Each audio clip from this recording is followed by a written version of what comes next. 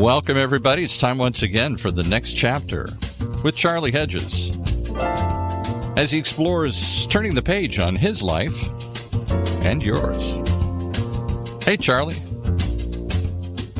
You know, Paul, in just 20 years, church attendance has declined by 23%. 70% attendance of church was common in the year 2000, and it's down to 47% in 2020, the 23% discount. So why is this happening? And, you know, I have a couple of ideas, and so do 100,000 other people. And although we are indeed, there are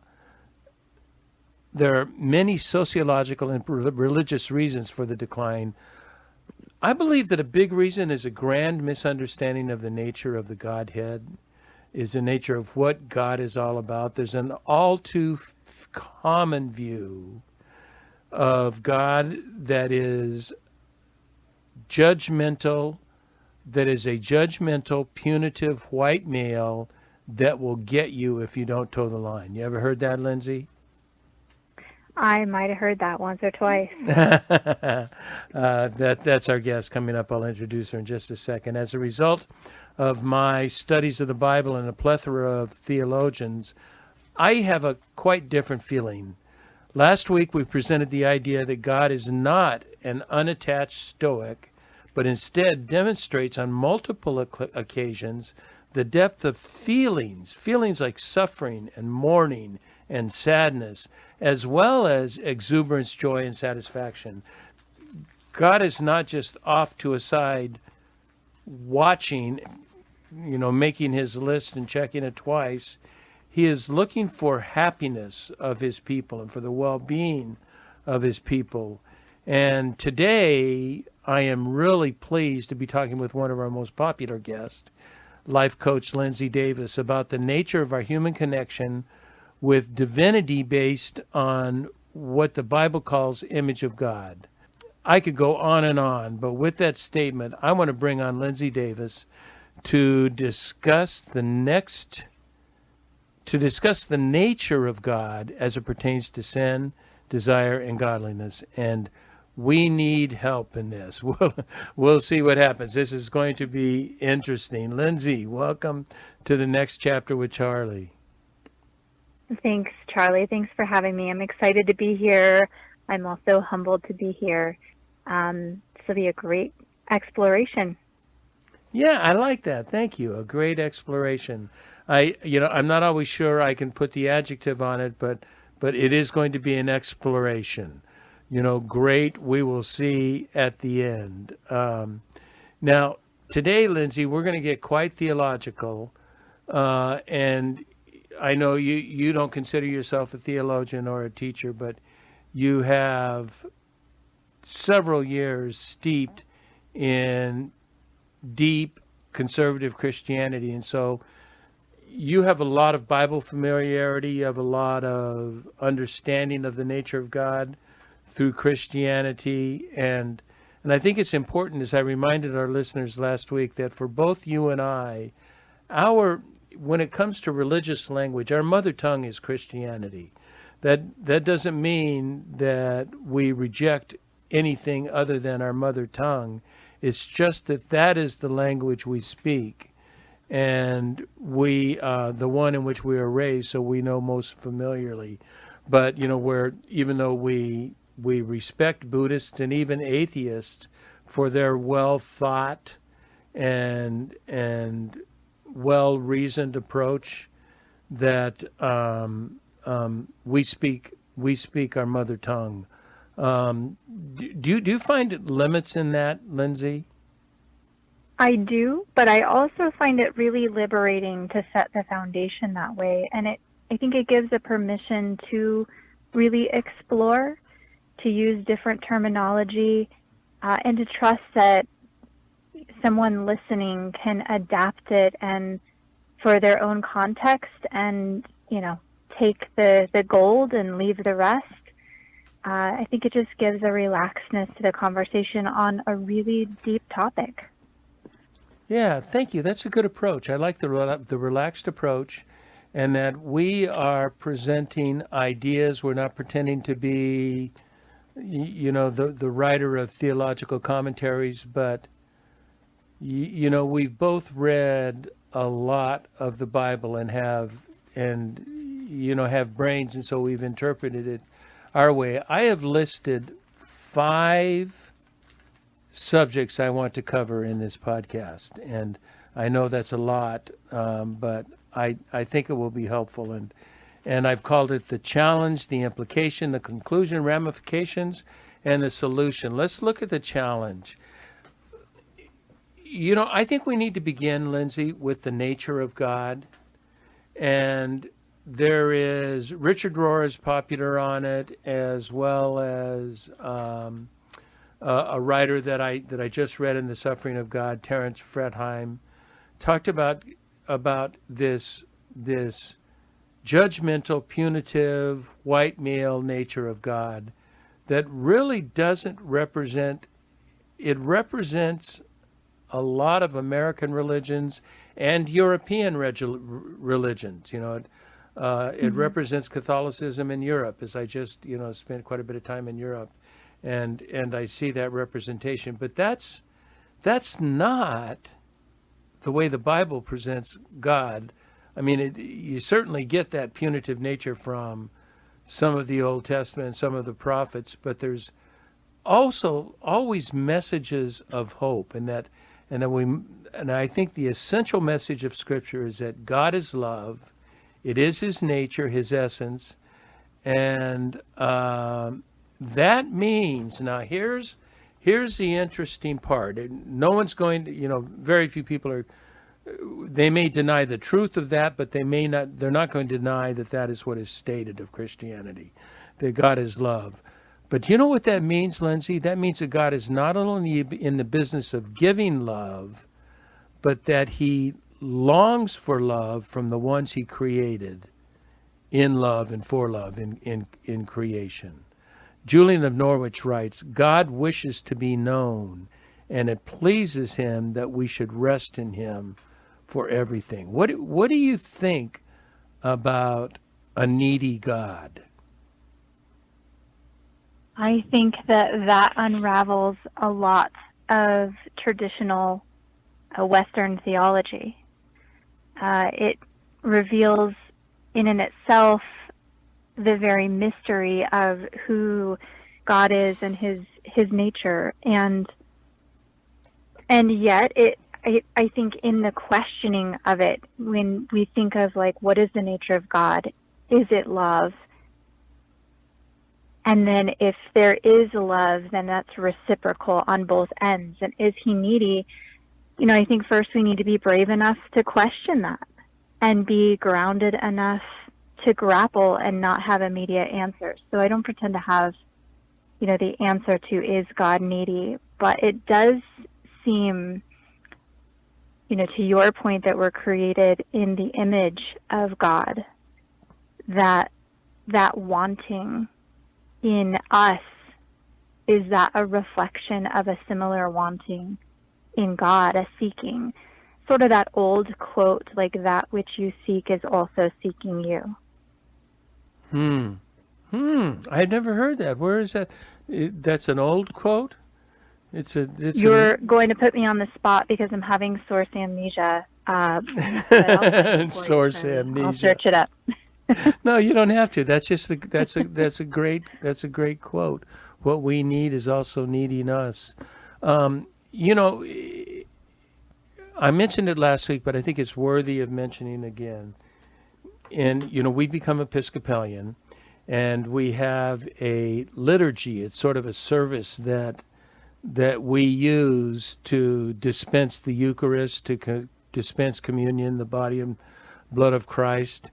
And the very first line in the communion prayer is, Heavenly God, gracious Father, in your infinite wisdom, you made us for yourself. And then it goes on to say right away, there's a semicolon there, and then it goes right on to say, and when we had fallen into sin and become subject to evil and death, you in your mercy sent Jesus Christ, and, He died on the cross. But I think if we just take that first clause, in your infinite wisdom, you made us for yourself. That, I told my priest whenever we had a conversation, I said, we should really stop the Eucharist prayer right there and just talk about that. That in your, what does it mean that God created us for himself? What does that mean to you?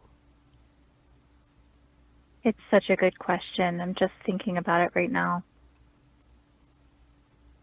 You know, it posits like this idea that maybe God, even though we've been taught he's whole, and I do believe that's true, that there's also a non-wholeness if he created us for his pleasure or for companionship.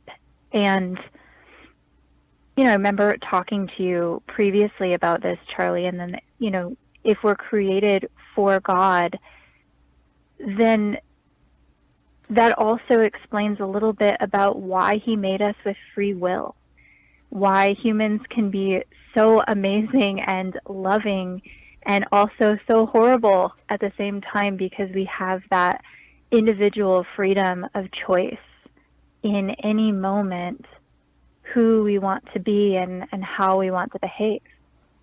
And it really speaks to almost a vulnerability, a willingness to be vulnerable on the part of God, that he would create someone with free will that could very well reject him or reject his love, and yet did it anyways. I love that. I think that's so. Free will has so much to do with this, and if we understand, I can't believe I'm going to try to define the Trinity in Bonaventure's terms. Is that the Father is the fount of love, that all love comes to him, continually comes to him. It is just like an unlimited source of river. But he has to disseminate that love. Love, Bonaventure say, before God is anything, he is good. Good is the noun. Love, to me, is the verb from noun, from good. That good is no good until it's distributed. If you don't distribute good, it's really not good. What is it? It's just, I don't know. It's not good. He must distribute that goodness, that love, and that came to the Son. He and the Son shared it, enjoyed it, just immensely, you know, were involved in it. But they had a love, they had a third love that was between the two of them that needed to be disseminated, and that was the beginnings of the Holy Spirit. That's the Bonaventurean view of Trinity, and that this love that must be given. And in the given, there is this joy of receiving it, that the Father enjoys receiving it from the Son. The Spirit enjoys receiving it from the Father and the Son, and the Father and the Son and the Spirit enjoy receiving it from each other. There is this certain take that as I've read the Christian mystics, all of them, virtually all of them, talk about that God's desire for our love is equal to the love that he desires to give to us. That is what is meant by the Episcopalians when they write, and that was taken, by the way, from Aristotle, that God created us for his good pleasure. So that means that insinuates that indeed God is needy. How does that challenge, because I know I can anticipate some listeners saying, well, what does that have to do with the otherness and the holy self-contained or self-fulfilled God, that God needs something. Does that make sense? Was there even a question in there? I'm not sure, but I'll attempt to stab. And really even to tag back to what you were sharing around Bonaventure, which I'm not going to even attempt to add to your explanation of the Trinity, but something in what you said just now around a demonstration of that loving nature. And what I heard in that was the most beautiful model of intent versus actual impact. And that for love, it's not really enough just to have the intent to be loving or to act from love, but that really needs to be lived out in impact. And that seems to be a real theme, like through the New Testament and like older Christianity versus established corporate religion. And that when we get back to the heart of it, we can even then look at that distinction in almost like a lens to look at history, and that regardless of what organized church leaders had in mind and their intent, was their impact such that was loving, or was it something else completely?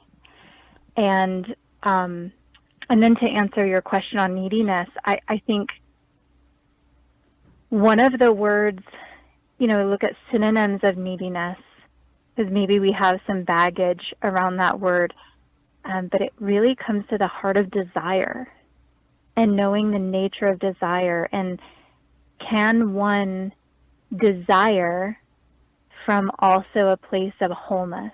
And I think that changes the conversation. What do you think? I love that. Desire from a place of wholeness, not a place of incompleteness, but a place of wholeness. And that goes to my second point, the implication in that we are very clear in the first chapter of the book and in Genesis that we are created in the image of God, in the likeness of God, very just like God. That means we too have within us this need for love to give and receive. That is, I will contend, that is our primary driver in life. Our primary driver in life, and I've put them in my three words: to be heard, to be accepted, and to belong. To be accepted, to be cared for, to be cared about by other people. That you are important to other people, and that you belong to something important. And those are fundamental to me characteristics of love, although love is much more expansive than that. But that we too are created for that. That is what we are longing for. And that, in the Garden of Eden, that was the separation, is that because we have free will, and because we have an ego that is separate from God but can be united to God, that we tend to go with our ego, and we tend to go with the power, prestige, and possessions to fill that need for love. We are putting square pegs in round holes.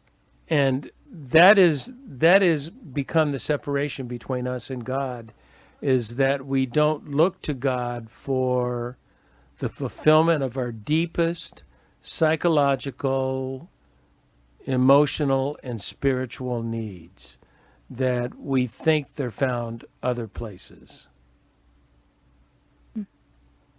And we do all sorts of weird things to get them. Yeah, like what? I like that. I'm just curious what you're thinking.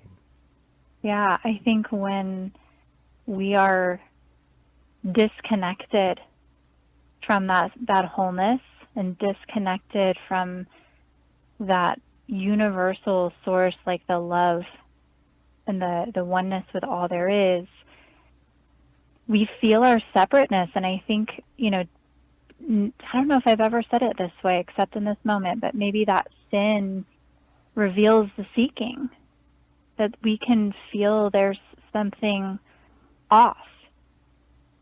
And then all of the distorted behaviors that come from that as we're trying to, one is trying to feel better or get some sort of sense of power of, I think these are your words, of prestige or belonging, deeper connection, however we choose to fill that. And I think, some ways, some behaviors are more destructive than others. Absolutely. Yeah, you're tracking right along where I'm tracking, and or where I'm going, and that is, I think, that was what I wanted to title this podcast. Although I don't know if I'll title it because it's pretty out there. Sin and desire as gateways to God. And you say, how in the world is that true? Well, my desires, just for life in general, and the sin, the various things I do to placate my which I would say are my original God intent, are only demonstrating what is already real within me. Simone Weil, are you familiar with Simone Weil? I'm not. Simone Weil, 1930s,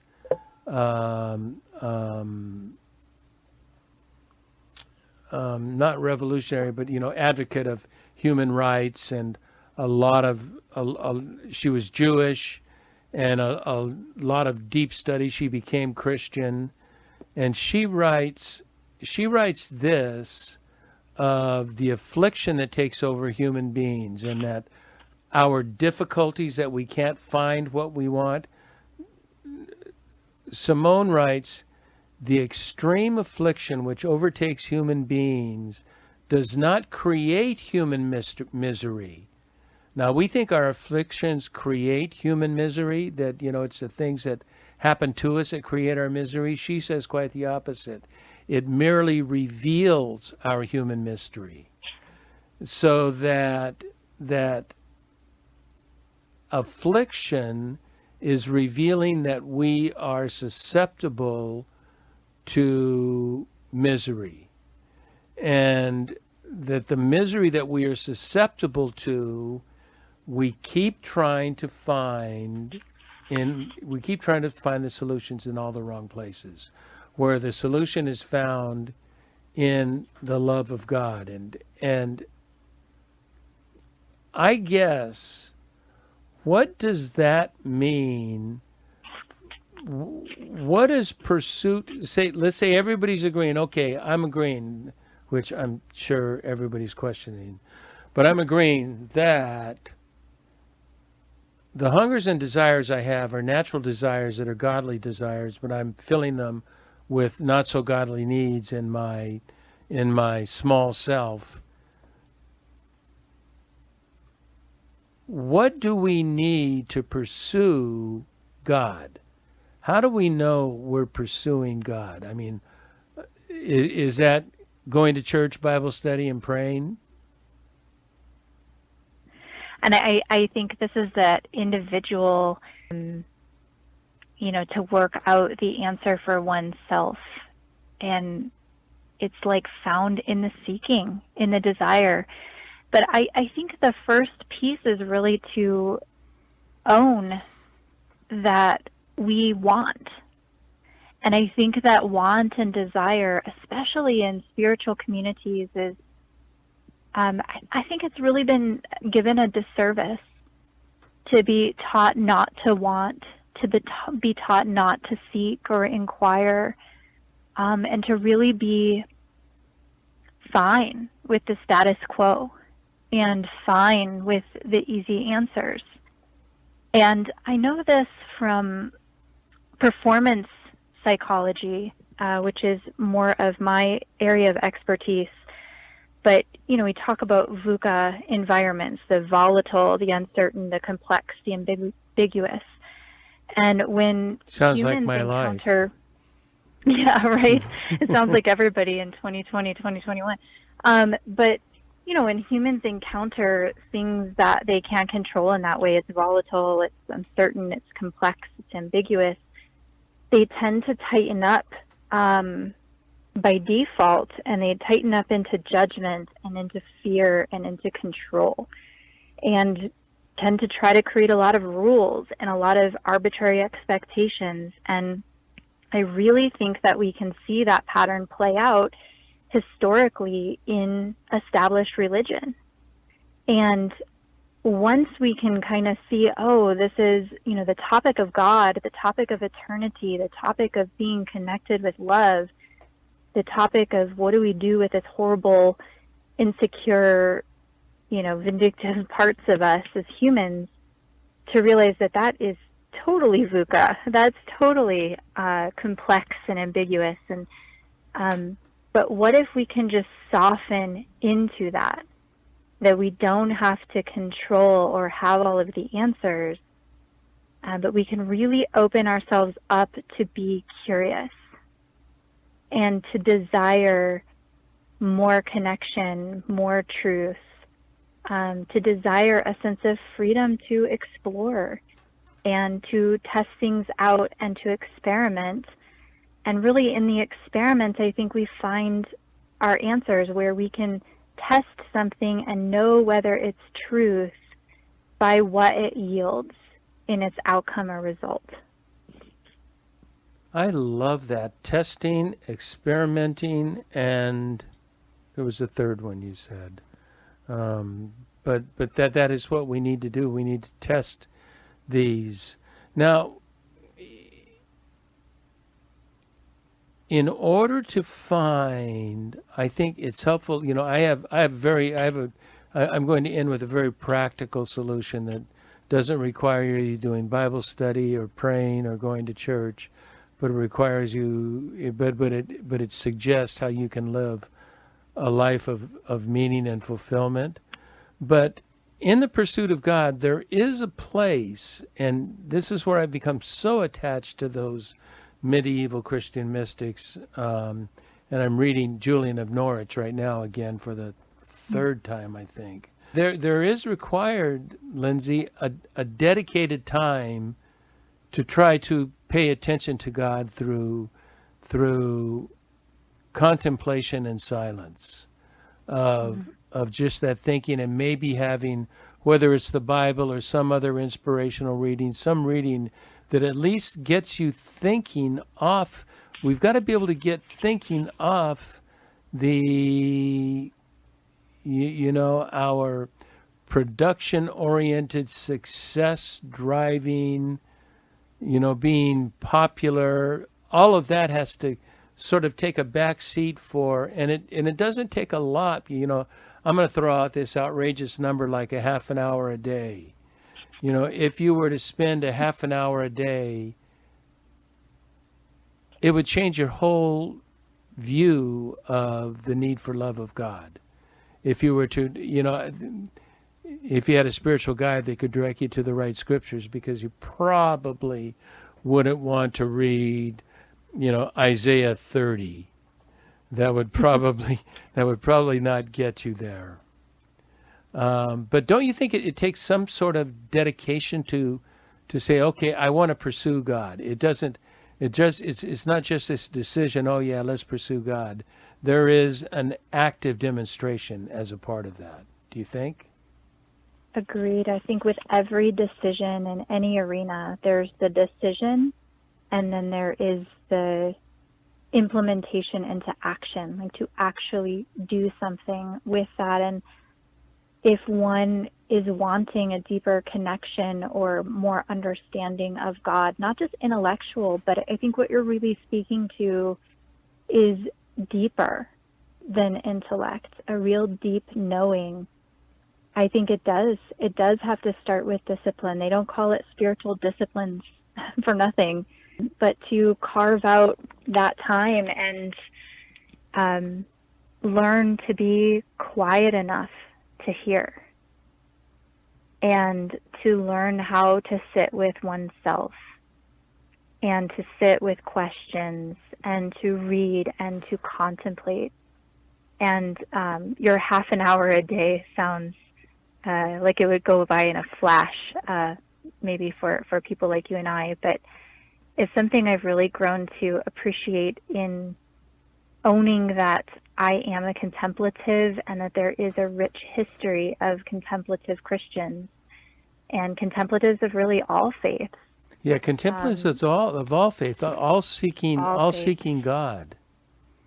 All seeking God. And that a piece of that is to really look at the busyness and the noise of organized religion or just society, culture at large, and to understand that we must draw away from that and have these regular periods to come away and to simply be and to be quiet and to be still. And I think that's where the deeper insights come, like the richer connection to love comes from.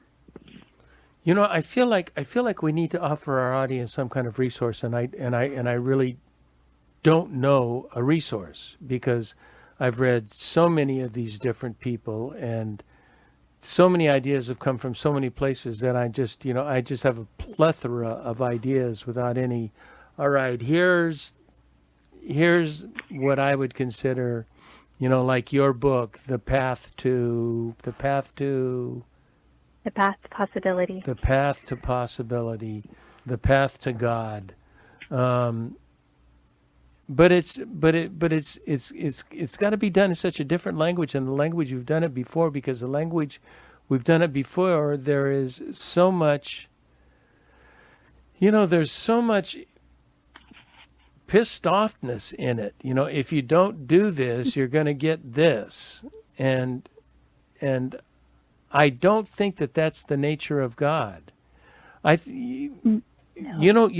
God's punitive behavior, just as an aside, and I do again believe I mentioned it last week, God's punitive behavior is out of abandonment and rejection, is that he was abandoned and rejected. He created a people.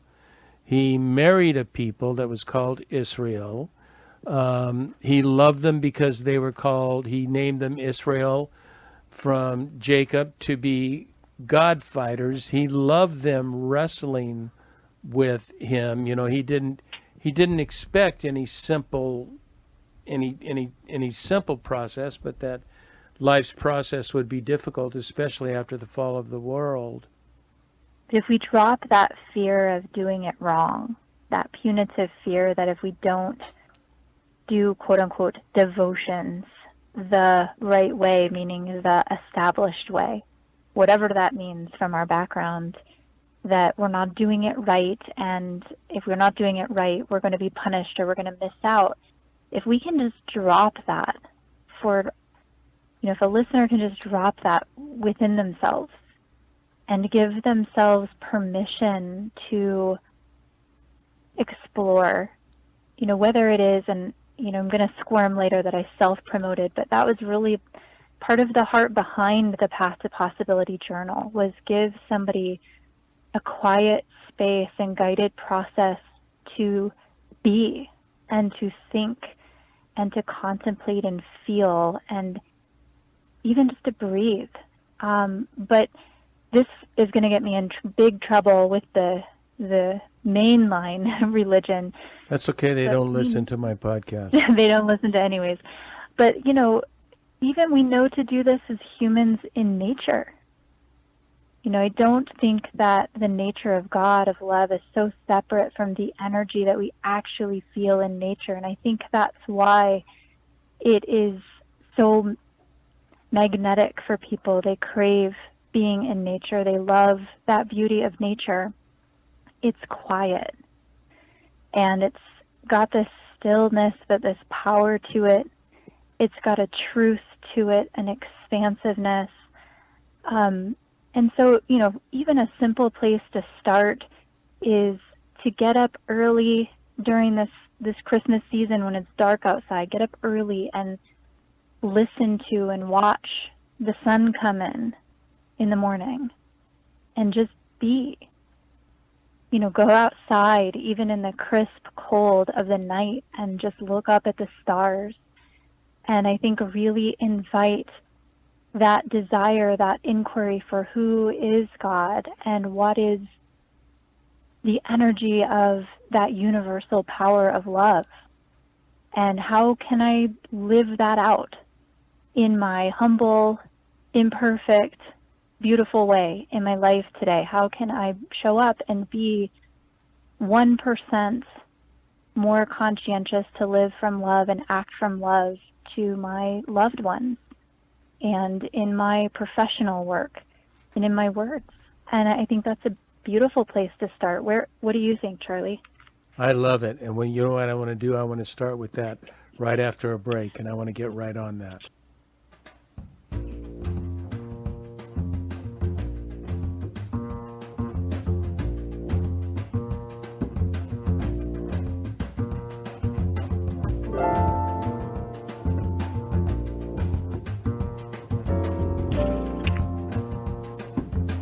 Hi there, you're listening to The Next Chapter with Charlie Hedges, and we are talking with Lindsay Davis, and we're doing a series, Has God Become Irrelevant? And this week, we're talking about sin and desire as surprising gateways to God. And the concept is, we are all of our desires, our core, deepest desires in my theology, and I don't want to speak for Lindsay, but in my theology, are pure desires. The way we go about satisfying those desires may not be pure, but the desires for love and for acceptance, for belonging, for who knows, all of those, key relationships, important, loving relationships. All of those are great desires. All of those are representations of God, and yet we go out and we try to think, me now and my I will say my new Tesla, which I'm probably not going to get, but my new Tesla, like that's what's that? It's under the tree. It's under the tree. It's like it's like that's going to satisfy me, and it's not. And what you were suggesting, as we were talking about, how do you implement or use a searching after God, and you did agree to some kind of contemplation, some kind of spiritual insight, spiritual reading, some type of being in nature. And I really agree with you in nature, because nature is simply God's creation. It's God's handiwork. And so you can't be in nature and not somehow even inadvertently appreciate God, because that is the creation of God. It does require some kind of disciplined, one must desire a disciplined approach to God. If we don't desire that, if the false ego or small ego only wants us after possession, cars, and all of the other things, then we're not going to attain it. Where do we find within ourselves? There are so many people that just say, I don't need it. I don't want it. I've got what I need, and there's no spiritual need. How do we send some kind of encouraging advice to people like that? If somebody's truly not wanting and doesn't desire, they probably turned off this podcast a few minutes ago, to be honest. But that's encouraging. I do think, I know, right? But I do. It's kind of that question, like, how do you teach desire? How do you awaken heart within someone? And I I grapple with this actually, believe it or not, quite a bit professionally, like where I can see a greater potential for somebody, but really it doesn't matter, because if they don't have the desire, the heart within themselves to pursue it and to commit to it, I'm not sure another human can really do it for somebody else. I think it's really something one chooses for themselves. But I do think there's something around understanding that I think for most of us as kids, as infants, we were born seekers, and we were born curious, and we were born these like bundles of desire and want. And so I think it's interesting to inquire with oneself, like, when did that start to go away? What started to crowd it out or to clutter it? And, you know, I think that sometimes hurt can be a real reason why one would maybe choose the busyness of life, and to really, there might be an anger, a disillusionment.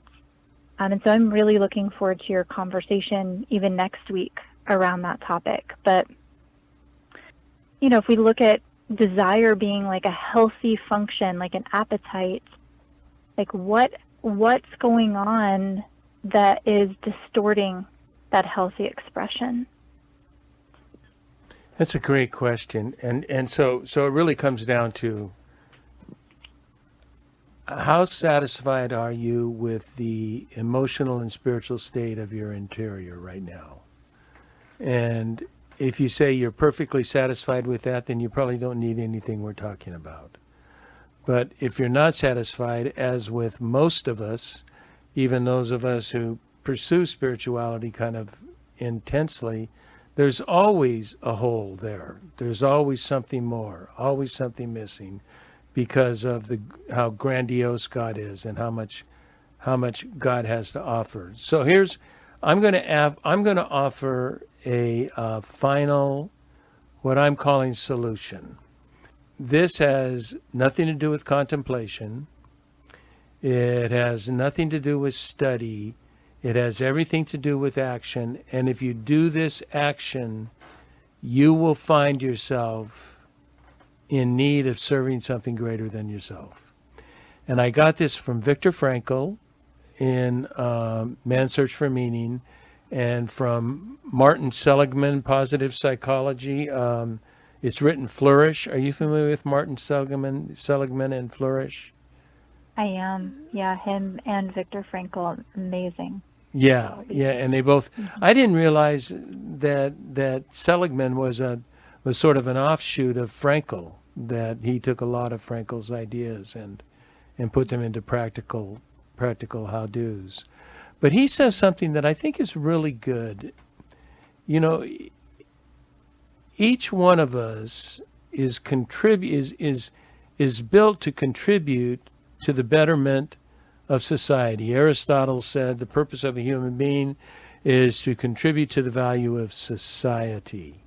And I think all of us have that need in there. And I think there's a deeper need that Jesus pointed out, that's to contribute to the kingdom of God. And the kingdom of God is love, acceptance, and care. It's not about power and overcoming, powerful adversaries like the Romans in their days. So I've got two things that I took from Seligman, because I've really kind of gotten into this positive psychology a bit here lately. And he says the first thing we need to know are and he has an instrument you can take, and you can get your 5 core character strengths. And he suggests you take a look at those 5 core character strengths. You first must agree that, yes, when I do those, I am energized and fulfilled. And I would give my 5, but they sound a little too lofty, so I won't do that. But I do know, if I engage in those 5 character strengths, I am a happier camper. I am fulfilled. I feel treasured. But what he says to do with it, you don't just use it, you use it in service of something greater than yourself. And isn't that what you do with your coaching, Lindsay? Isn't that you study? I know you're a fabulous student, and you're all the time working in mastermind groups and different groups of trying to perfect your craft. But do you not find that when you use those gifts in service of something greater than yourself, you're better off? I agree. And I love that practical step for your listeners. I'm familiar with his assessment.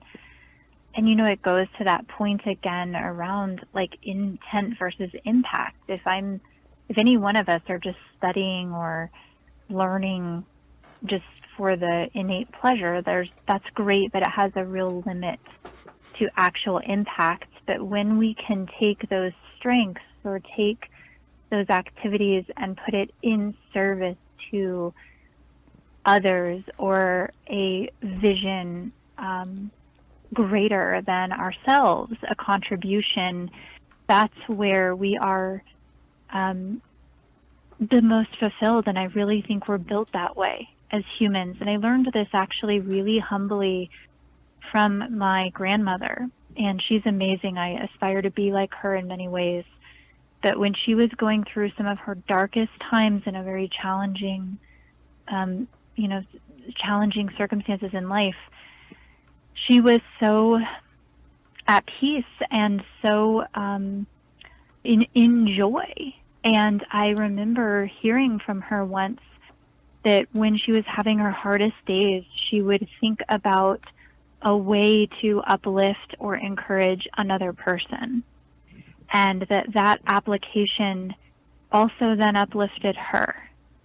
And I think that's such a beautiful picture of service to look at, to see eyes for people around us and to have ears for people around us and see how we can contribute using our gifts, our abilities, our strengths.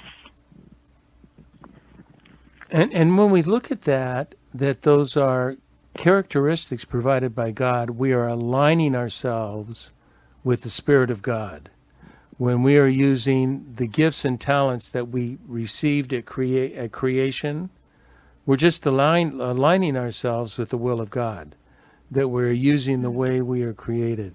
Let me give, I don't know that I'll read all 24, but there are character strengths, just to give our audience an idea of what character strengths look like. And I'll just go through a half dozen or so.